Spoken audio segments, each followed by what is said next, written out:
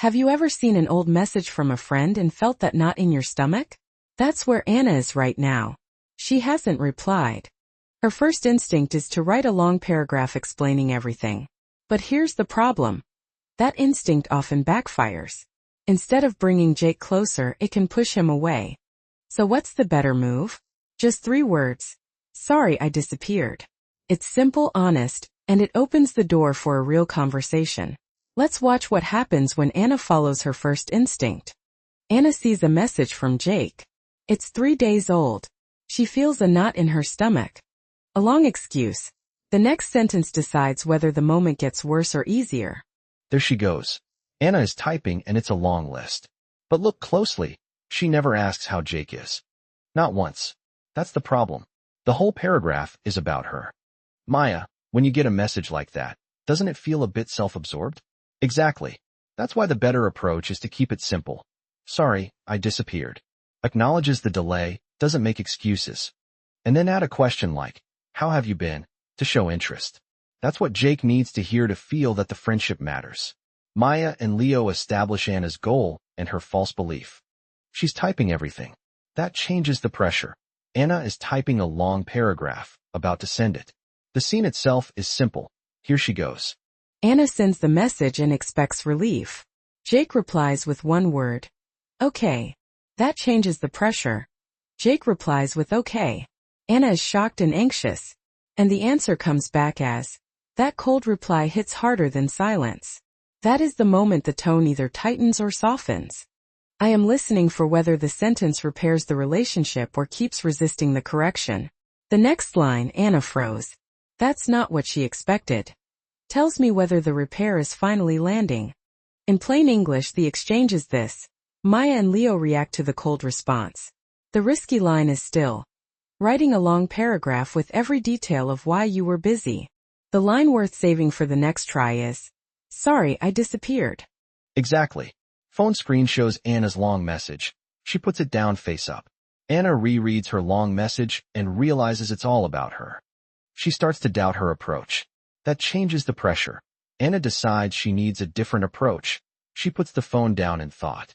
As Anna reads her own words, she sees it's a list of her excuses, no warmth for Jake. In plain English, the exchange is this. Maya and Leo comment on Anna's realization. The risky line is still. Thinking a detailed explanation shows sincerity. It works better because it shifts focus to your excuses instead of the friend. It can feel self-absorbed and makes the friend think you're just justifying yourself.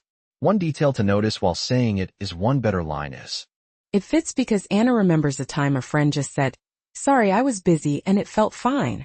Phone screen lights up again as Anna picks it up. The next sentence needs to do one job clearly. That changes the pressure. Anna remembers that she prefers short apologies from friends, deciding to try a simple line. A usable version is, sorry I disappeared. When the room hears, she thinks of how she feels when a friend replies late with a short sorry I disappeared. And the answer comes back as, exactly. Short and honest. No drama. The risky line is still, overcomplicating the apology. One detail to notice while saying it is notice the intonation in sorry, I disappeared. The voice rises on sorry, and falls on disappeared. Practice the pause between the apology and the question. Too formal. It fits because Anna imagines using I apologize for the delay and cringes. It's too stiff. How have you been? Anna imagines using I apologize for the delay and cringes. Anna considers the polite version but decides the simple one fits better with Jake. How have you been? And feels nervous. The scene itself is simple. Anna imagines using I apologize for the delay and cringes. In plain English, the exchange is this. Maya and Leo highlight the contrast. The risky line is still, using overly formal language with friends.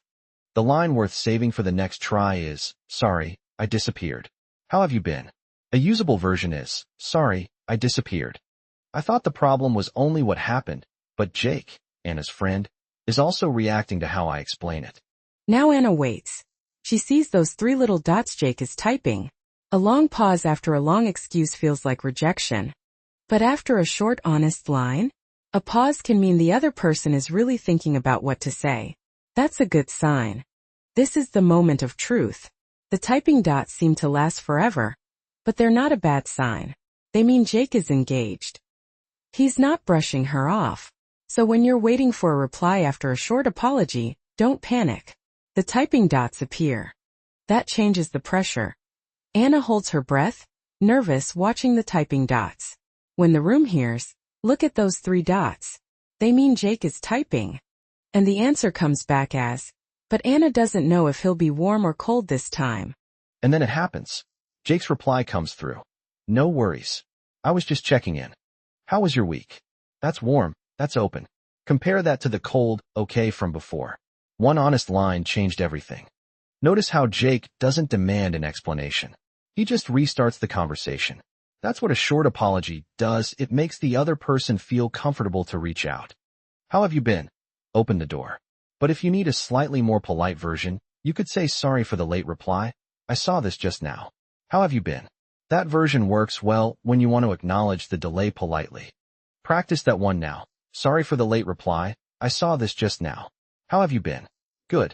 Remember, the goal isn't to explain, it's to reconnect. They exchange a few more messages, and then Jake suggests a call this weekend.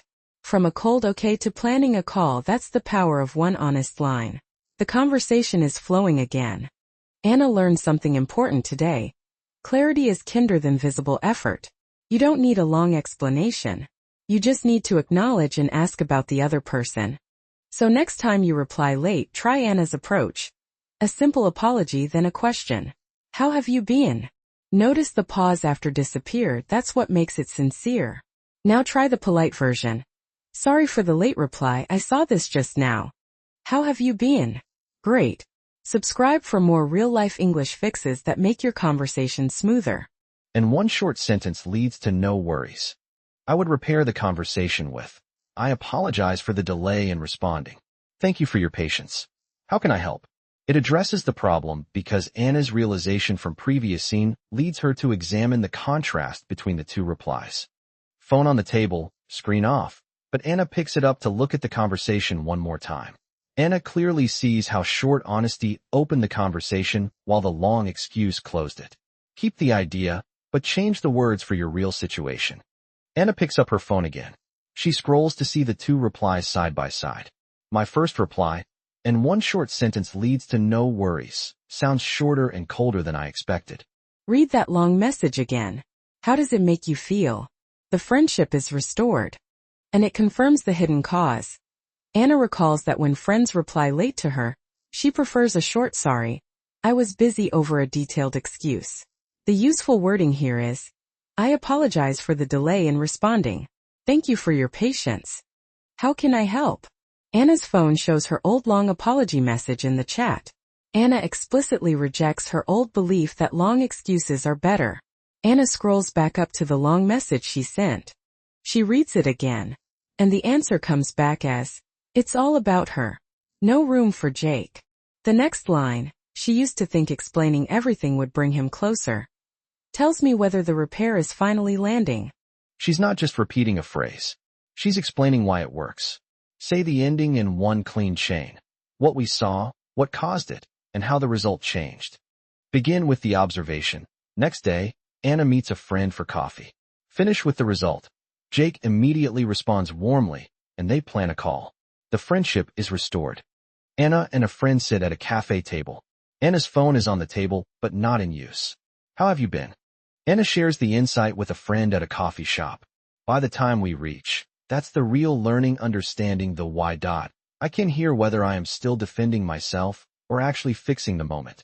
The useful skill in this chapter is apply the lesson in a social setting.